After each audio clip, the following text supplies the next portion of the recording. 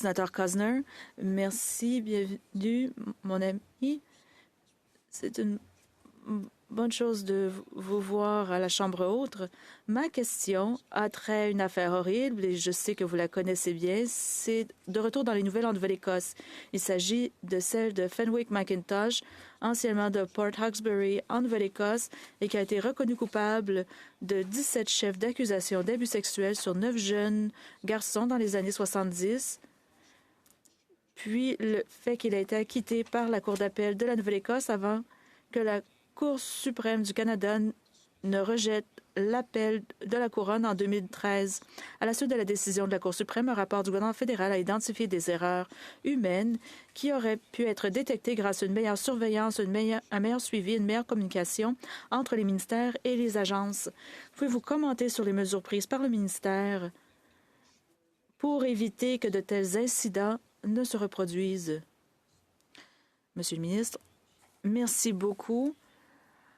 Avant de traiter de cet enjeu, je suis heureux de vous voir ici, mais on dirait qu'ils accueillent n'importe qui ici. L'enjeu est très sérieux. Cette cause a capté l'attention de toute la province de façon négative. Cela a montré qu'il peut y avoir des erreurs humaines dans le système judiciaire et qu'il y a de grands problèmes quant au délai.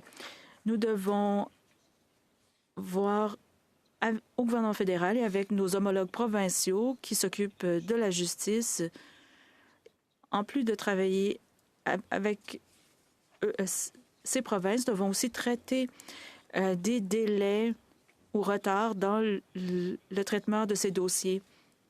Nous voulons traiter de certains de ces retards, par exemple, à la suite de la décision de l'arrêté Jordan ou des causes d'abus sexuels sont rejetés en raison des retards. Nous voulons nous attaquer à cela grâce à des réformes judiciaires qui verront comment les échéanciers doivent être calculés.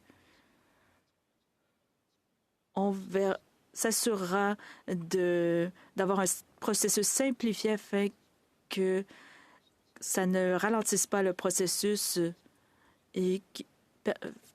Merci, Monsieur le ministre.